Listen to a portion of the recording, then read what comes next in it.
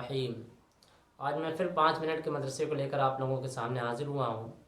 تو نمبر 1 اسلامی تاریخ، ابھی جو کل کی اسلامی تاریخ تھی اس میں نے آپ لوگوں کے سامنے عرض کرا تھا حضرت ایوب علیہ السلام کا صبر و شکر۔ اب آئیں حضرت لقمان علیہ السلام، دیکھیں حضرت عیسیٰ علیہ السلام سے تقریباً 3000 سال پہلے عرب میں لقمان نام کے ایک بڑے نیک انسان گزرے ہیں، جو حضرت ایوب علیہ السلام کے بھانجے یا خالہ زاد بھائی بھی تھے۔ آپ افریق النسل اور سوڈان کے نوبی خاندان سے تعلق رکھتے تھے۔ عرب میں غلام کی حیثیت سے آئے تھے، مگر آپ نہایت نیک، عابد و زاہد، عقل مند، صاحب حکمت انسان تھے۔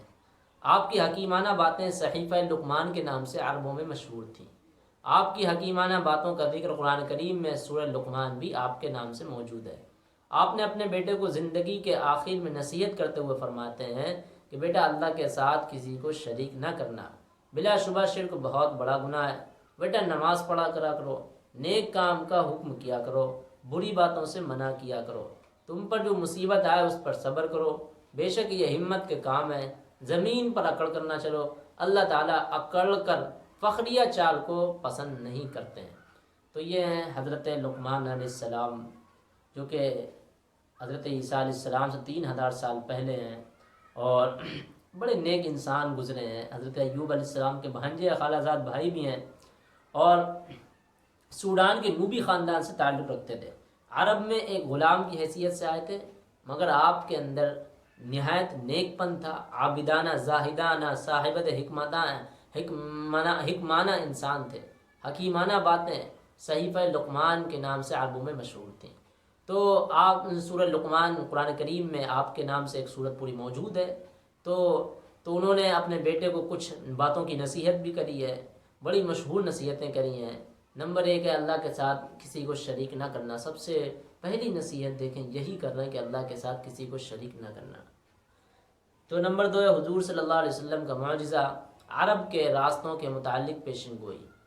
دیکھیں ایک مرتبہ آپ صلی اللہ علیہ وسلم نے عدی بن حاتم رضی اللہ عنہ سے فرمایا، اے عدی اگر تیری عمر لمبی ہوگی تو دیکھے گا کہ اونٹ پر سوار اکیلی عورت حیرہ جگہ سے چلے گی یہاں تک کہ کعبہ کا طواف کرے گی، اور اللہ تعالیٰ کے علاوہ اس کو کسی کا ڈر نہ ہوگا۔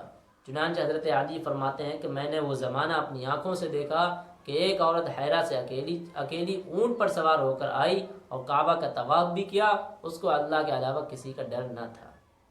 ایک فرض کے بارے میں رسول اللہ صلی اللہ علیہ وسلم نے حضرت معاذ بن جبل کو یمن بھیجتے وقت فرمایا، ان لوگوں کو بتا دینا کہ اللہ تعالیٰ نے ان پر ان کے مال میں زکوٰۃ فرض کی ہے، فائدہ اگر کسی کے پاس صاحب نصاب کے برابر مال ہو تو اس میں سے زکوٰۃ ادا کرنا فرض ہے۔ نمبر 4 ایک سنت کے بارے میں قبر پر مٹی ڈالتے وقت کی دعا۔ لیکن جب رسول اکرم صلی اللہ علیہ وسلم نے حضرت ام کلثوم کو قبر میں رکھا تو آپ نے یہ دعائیہ کلمات کہے جو کہ قرآن کی آیت بھی ہے، منہا خلقناکم وفیہا نعیدکم ومنہا نخرجکم تارۃ اخری، کہ اس مٹی سے ہم نے تم کو پیدا کیا اور اسی میں ہم تم کو لوٹائیں گے اور اسی سے ہم تم کو دوبارہ اٹھائیں گے۔ تو اگر کوئی شخص ایسا ہے جس کو اگر مٹی ڈالتے وقت اگر یہ دعا نہیں یاد ہوتی ہے تو یاد رکھیں وہ یہی دعا پڑھیں، قرآن کریم کی جو آیت ہے منہا خلقناکم وفیہا نعیدکم ومنہا نخرجکم تارۃ اخری، جس میں اللہ تبارک و تعالیٰ کیا کہہ رہے ہیں کہ ہم نے تم کو مٹی سے پیدا کرا ہے اور اس میں ہم تم کو لوٹائیں گے بھی اور اسی سے ہم تم کو دوبارہ اٹھائیں گے بھی۔ تو نمبر 5 ایک اہم عمل کی فضیلت، یتیم پر رحم کرنا۔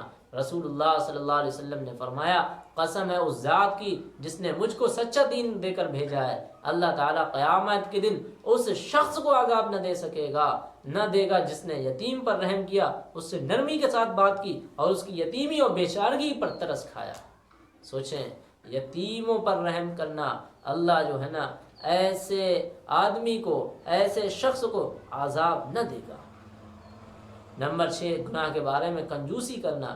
قرآن میں اللہ تعالیٰ فرماتا ہے جو لوگ اللہ تعالیٰ کے عطا کردہ مال و دولت کو خرچ کرنے میں بخل کرتے ہیں، کنجوسی کرتے ہیں، وہ بالکل اس گمان میں نہ رہیں کہ ان کا یہ بخل کرنا ان کے لیے بہتر ہے، بلکہ وہ ان کے لیے بہت برا۔